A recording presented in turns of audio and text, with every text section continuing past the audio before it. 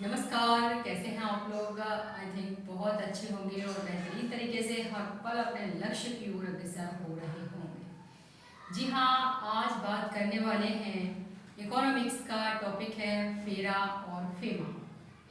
तो यहाँ पर सबसे पहले बात करेंगे फेरा पर और फिर उसके बाद में जो फेमा आया है उसकी बात करेंगे। तो यदि आप हमारे चैनल को फर्स्ट टाइम विजिट करें तो आप हमारे चैनल को सब्सक्राइब करना ना भूलें, क्योंकि आगे आने वाले एग्जाम्स में आपको हमारे चैनल से निश्चित ही मदद मिलेगी। तो जैसा कि आप देख पा रहे होंगे यहाँ पर लिखा हुआ है कि फेरा। फेरा का जो कभी कभी पूछा जाता है कि इसकी फुल फॉर्म क्या है, तो इसकी फुल फॉर्म है फॉरेन एक्सचेंज रेगुलेशन एक्ट, अर्थात विदेशी विनिमय नियंत्रण कानून। वहीं पर अगर हम फेमा की बात करें तो इसका है फॉरेन एक्सचेंज मैनेजमेंट एक्ट। तो यहाँ पर अगर बात करते हैं हम फेरा की तो ये कब आया, तो ये आया था 1973 में। कब आया है? 1973 में। और अगर हम बात करते हैं यहाँ फेमा की तो ये 1999 का जो एक्ट है उसके तहत आया, लेकिन लागू ये 1 जून 2000 को हुआ था। तो कब आया ये भी? 1999 में। अब बात करेंगे सबसे पहले, जैसे कि इसका जो विस्तार है, इसकी जो आवश्यकता है, इसका जो उद्देश्य है उसके बारे में थोड़ी सी जानकारी लें।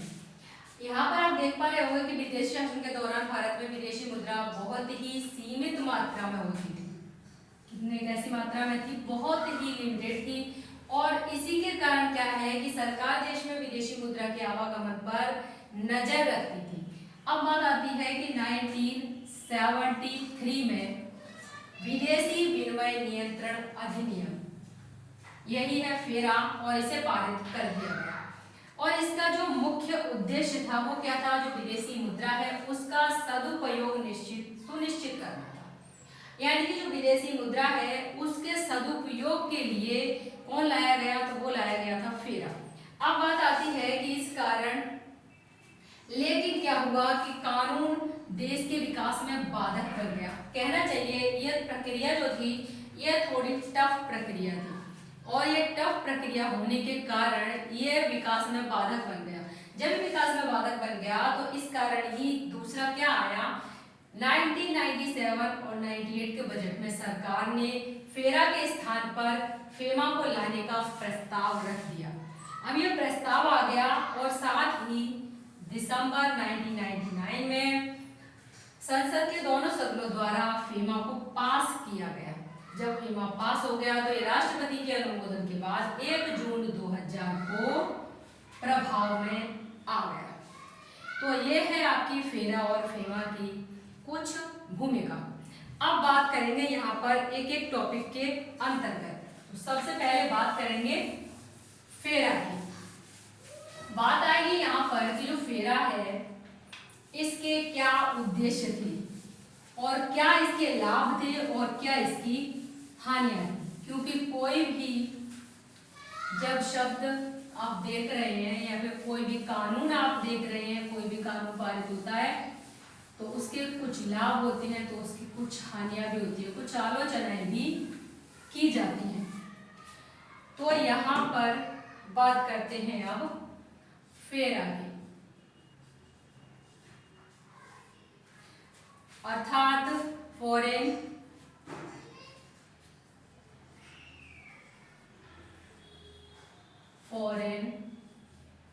एक्सचेंज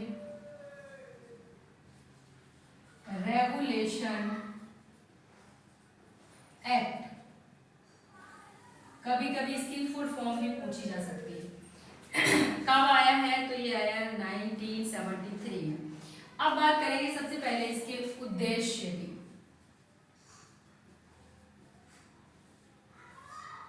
किस उद्देश्य के लिए ये लाया गया? तो सबसे पहला, फेरा कानून का मुख्य उद्देश्य विदेशी भुगतान पर नियंत्रण करना था। विदेशी भुगतान पर नियंत्रण करना।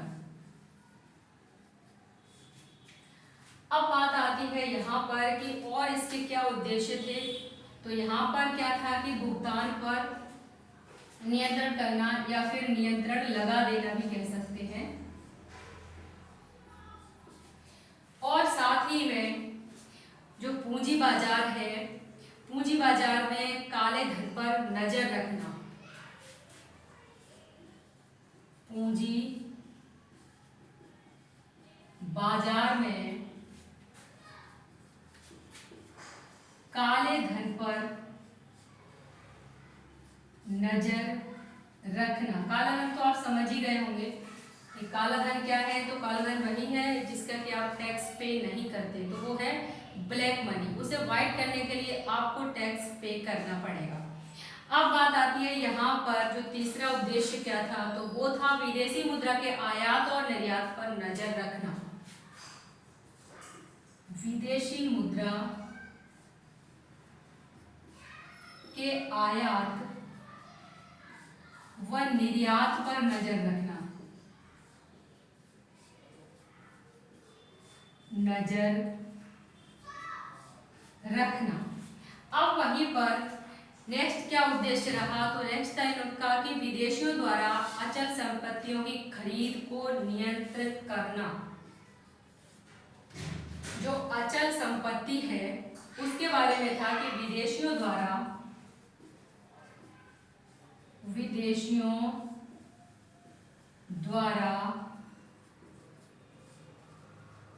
अचल संपत्तियों की खरीद को नियंत्रित करना, की खरीद को नियंत्रित करना। अर्थात ये देखना कि जो अचल संपत्ति है भारत में, उनको विदेशी कौन सी जगह को विदेशी खरीद रहे हैं और कौन सी को नहीं खरीद रहे हैं। तो वो कहना चाहिए उसमें भी लिमिट थी कि इस लिमिट में ही वो खरीद सकते हैं।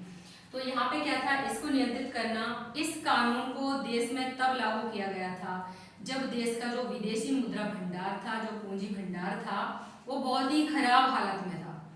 तब लागू किया गया था क्या, फेरा लागू किया गया था। और वहीं पर इसका उद्देश्य क्या था, तो विदेशी मुद्रा के संरक्षण और अर्थव्यवस्था के विकास में उसका सही उपयोग करना, इसके लिए फेरा लाया गया। अब हम यहाँ हानियों की बात करें तो क्या था,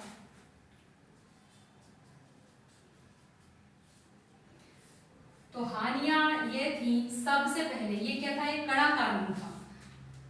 तो यह कानून जरूरत से ज्यादा जटिल तथा नियंत्रणकारी था। ये कानून जरूरत से ज्यादा जटिल व नियंत्रणकारी था।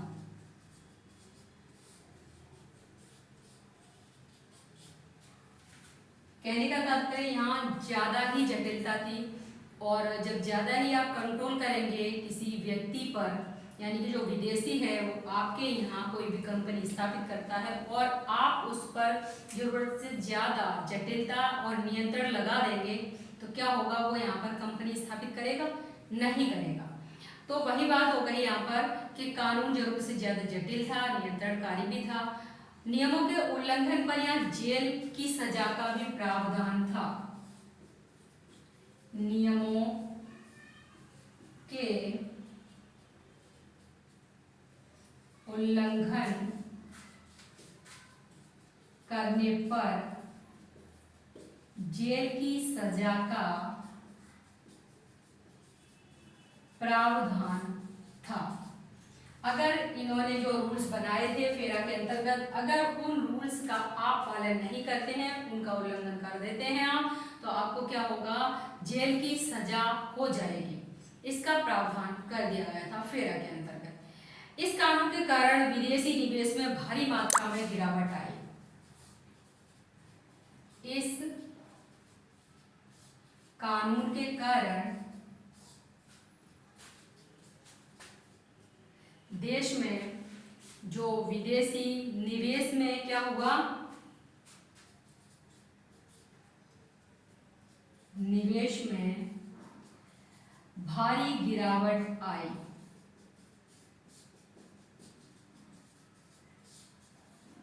कहने का तात्पर्य है कि इस डर की वजह से ही, जैसे कि जेल की सजा हो जाएगी, काफी कंट्रोल में रखा जाता था, तो जो विदेशी थे वो यहाँ पर कार्य करना नहीं चाहते थे। अब बात आती है कि आयात और निर्यातों पर अनेकों प्रतिबंध होने के कारण आयात व निर्यातों पर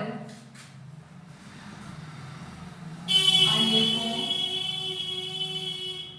प्रतिबंध होने के कारण निर्यात पर भी प्रतिबंध था, आयात पर भी प्रतिबंध था, तो अनेकों प्रतिबंध होने के कारण निर्यात में बड़े स्तर पर गिरावट आई। निर्यात में बड़े स्तर पर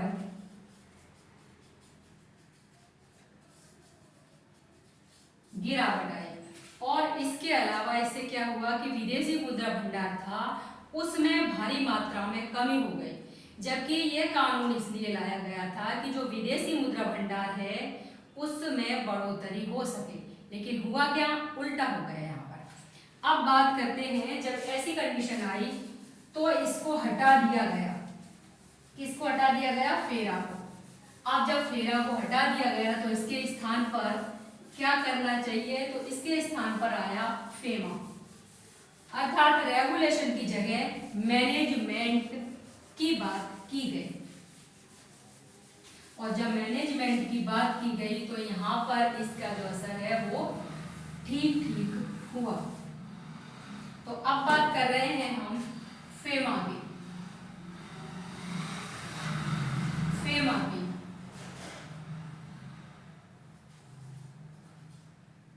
फॉरेन एक्सचेंज मैनेजमेंट एक्ट की।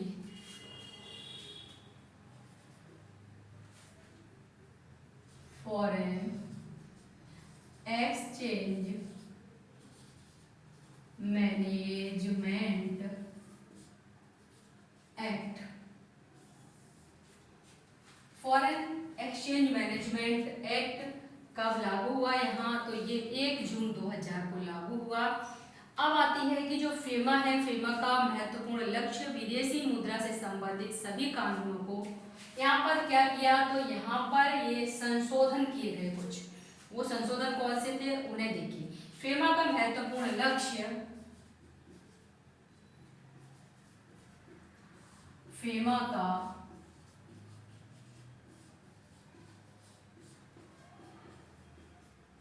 महत्वपूर्ण लक्ष्य था वो क्या था? तो विदेशी मुद्रा से संबंधित सभी कानूनों विदेशी मुद्रा से संबंधित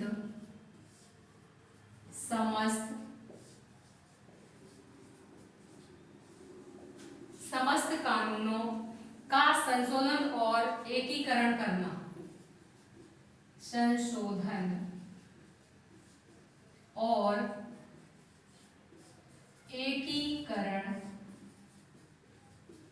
करना। अब यहाँ पर इसके अलावा फेमा का लक्ष्य और क्या था? तो देश में भुगतान को बढ़ाना।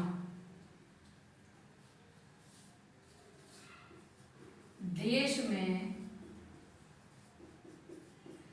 भुगतान को बढ़ाना। एक तो जो कानून थे उनमें संशोधन करना और एकीकरण करना था, और दूसरा क्या था? तो भुगतान को बढ़ाना तथा व्यापार को बढ़ावा देना। तथा व्यापार को बढ़ावा देना।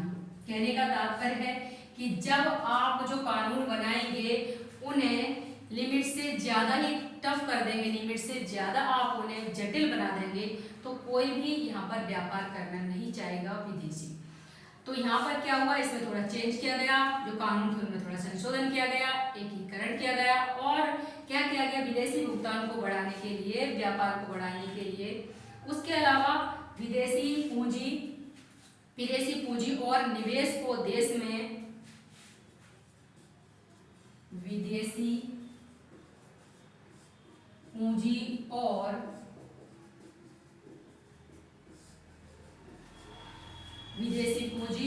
निवेश को देश में बढ़ावा देना ताकि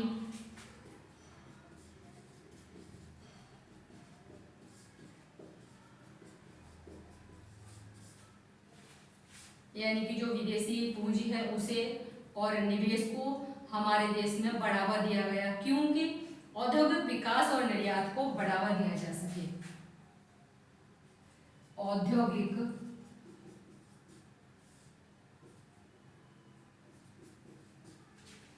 औद्योगिक विकास और निर्यात को बढ़ावा दिया जा सके। विकास और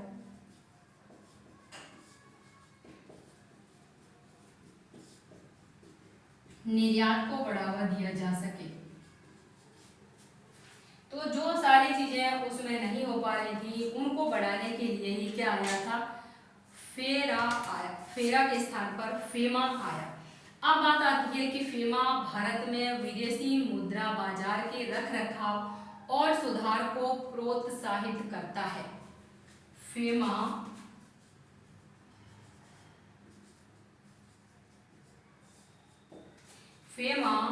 भारत में विदेशी मुद्रा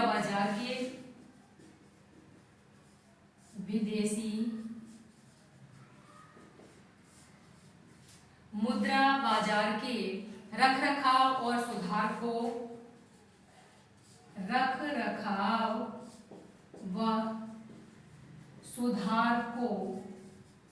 प्रोत्साहित करता है। अब वहीं पर बात आती है कि फेमा भारत में रहने वाले एक व्यक्ति को पूरी स्वतंत्रता प्रदान करता है। फेमा भारत में रहने वाले एक व्यक्ति को पूरी स्वतंत्रता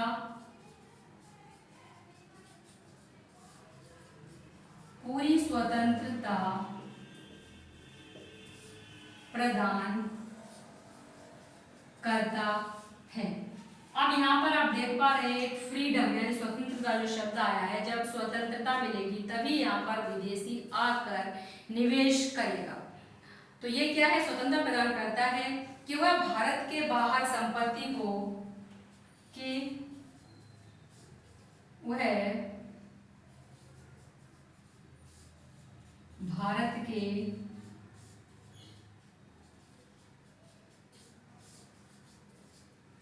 भारत के बाहर संपत्ति को खरीद सकता है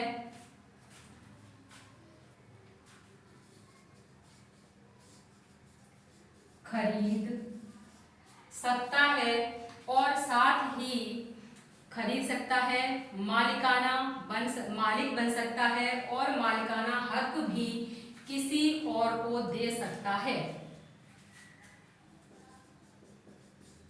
मालिक बन सकता है और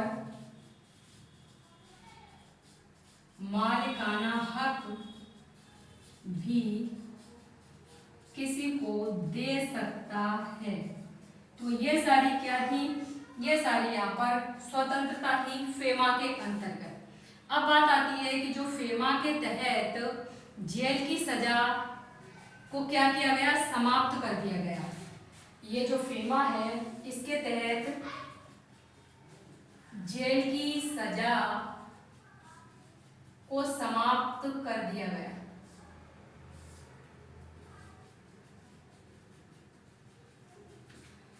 जो कि फेरा के अंतर्गत जेल की सजा हो जाती थी उसको फेमा ने समाप्त कर दिया। अर्थात यदि कोई व्यक्ति 90 दिन के अंदर दंड चुका देता है तो उसे जेल की सजा नहीं होगी। तो ये था आपका फेमा, अर्थात हमने यहाँ पर फेरा और फेमा को देखा। तो आज की क्लास में बस इतना ही, मिलते हैं नेक्स्ट क्लास में और नए टॉपिक के साथ। तब तक के लिए नमस्कार, धन्यवाद, जय हिंद।